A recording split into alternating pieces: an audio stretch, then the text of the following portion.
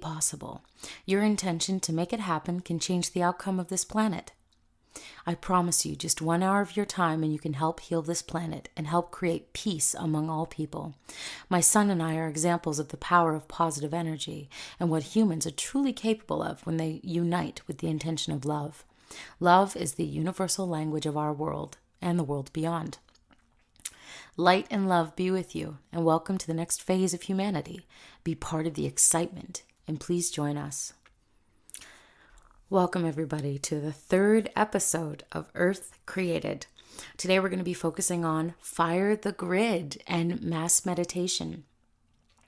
That was a long and beautifully written story told by Samoya Shelley Yates. And if you go to firethegrid.com, there are a bevy of pages that you can look into. That story itself, talking all about the problems in the world, the plan for what Fire the Grid is about, and what it is she's hoping to accomplish with this mass meditation that she started based upon the experiences that she had drowning with her son.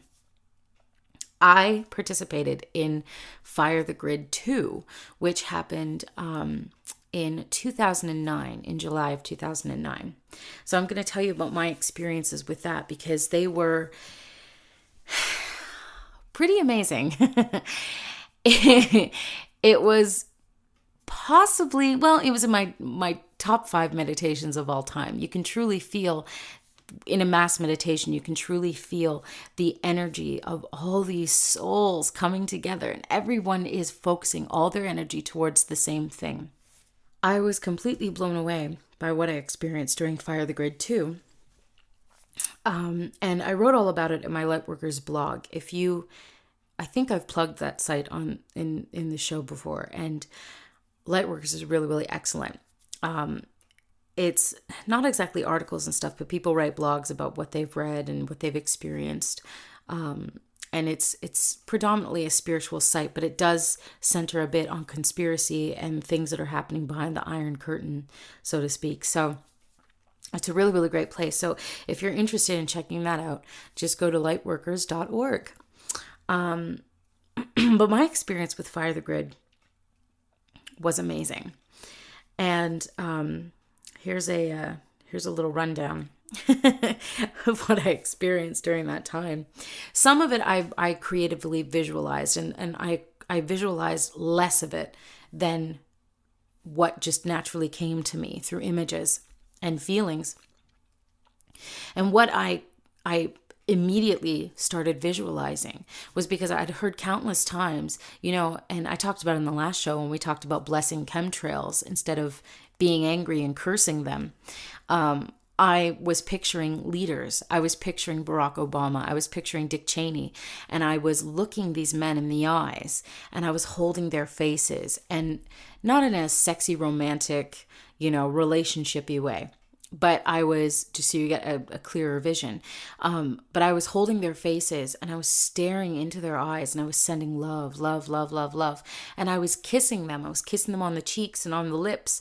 And I was telling them, I love you. And this created a snowball effect where, I was proactively, creatively, oh my God, I can't talk today.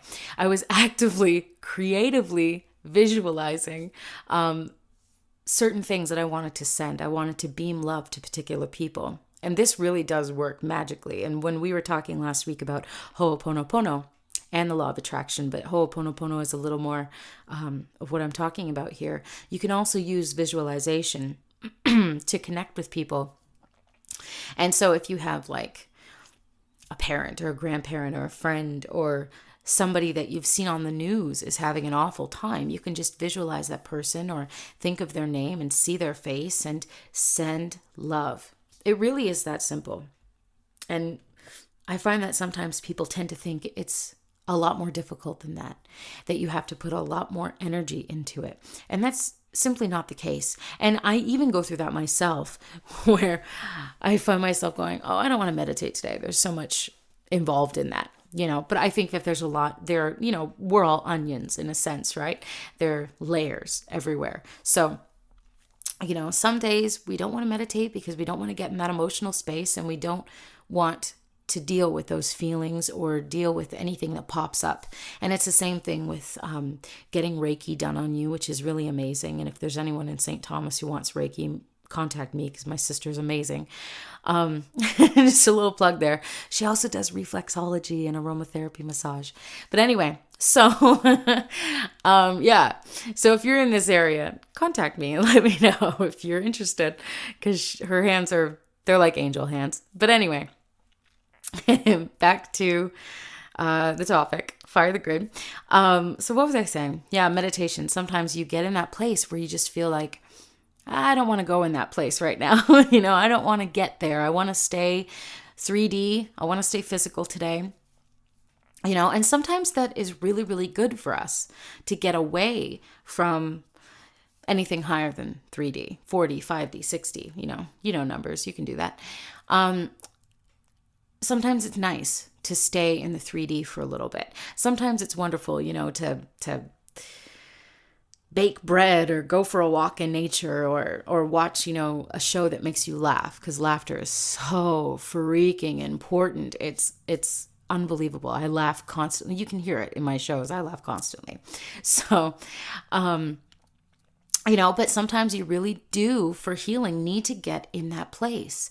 The reality is that we're spirit beings having a human experience. And, so, we are human, but at the same time, we need to retreat to that place once in a while. So before I get too tangent-y, because I think at this point, you know me and I can totally do that.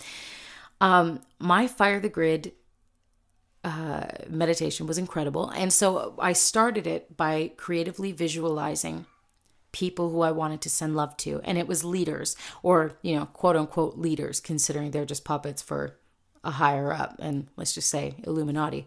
But anyway, to be able to do that, I think is really, really important. And while doing that, you need to let go.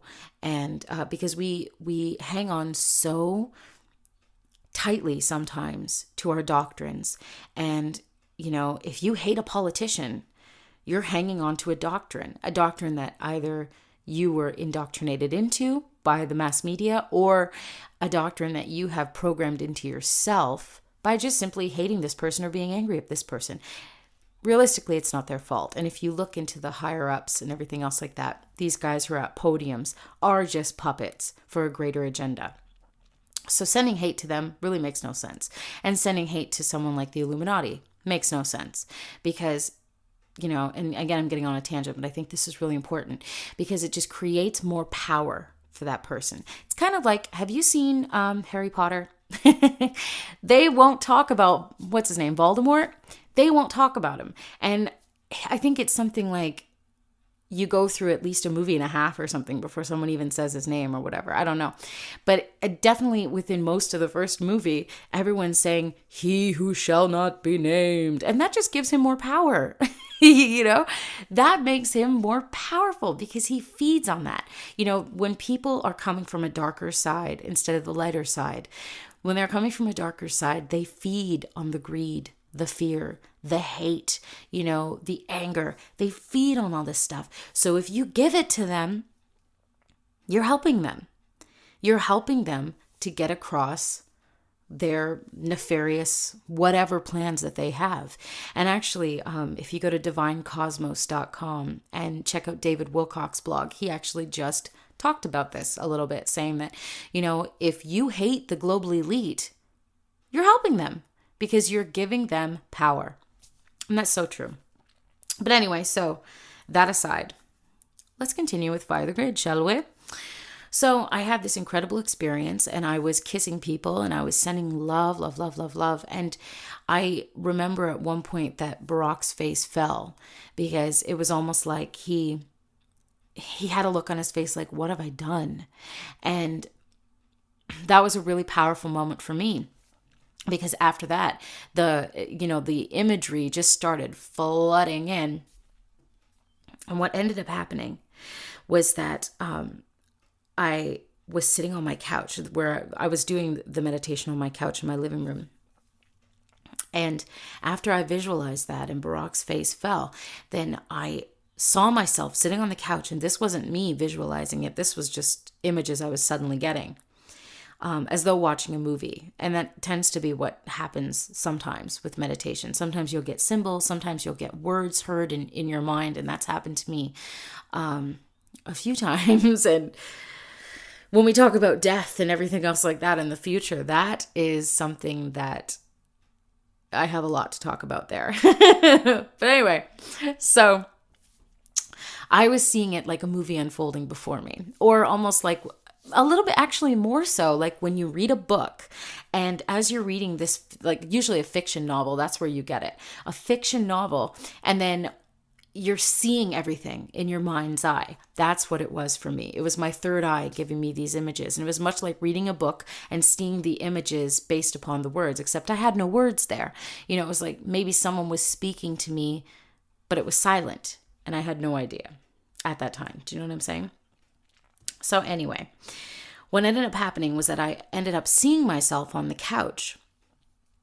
And I was seeing myself kind of from behind myself, almost like I was standing behind myself and looking down at this figure, stretched out on the couch. And I saw in my backyard with the blinds drawn, I saw in the backyard that a small craft landed, and it was a one-man craft. And at this point, I'm trying to remember, 2009? At this point, I had not yet seen my first extraterrestrial craft or government craft. And since then, and that's a topic we can get into, since then I have seen about 36 different crafts. And I haven't seen any yet this year because I haven't been stargazing, and it's been a little bit, it's been a little overcast. So it's going to be some time. But as soon as it's nicer out, I'm going to be at the beach like once a week, because I find, just a little tip for anyone who loves to craft gaze and stargaze, the beach is like the best place to do it, because the energy in the water, they're totally drawn to it. And my first actual sighting with my eyes, and not just light orbs that I captured on camera, which I also did the same night. And this was the first time. Was during fireworks at Niagara Falls. So, down at the falls, right? And I saw an Arcturian ship. And that's a story for another time. But they're really, really drawn to the water and to celebration and to fireworks. So, which would be celebration. So, if you are interested in craft gazing, stargazing, sky gazing, I totally recommend going to the beach and doing that. And get yourself a good pair of Bushnell binoculars. I don't know their tagline, but I would use it here because that totally sounded like a product placement. Bushnell, for the man in you. I don't know.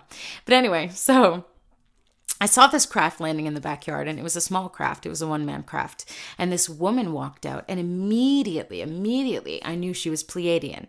And we hear about the Pleiadians a lot, especially if you look into any of this stuff. And, you've maybe heard the story of Billy Meyer and his contact with, I believe it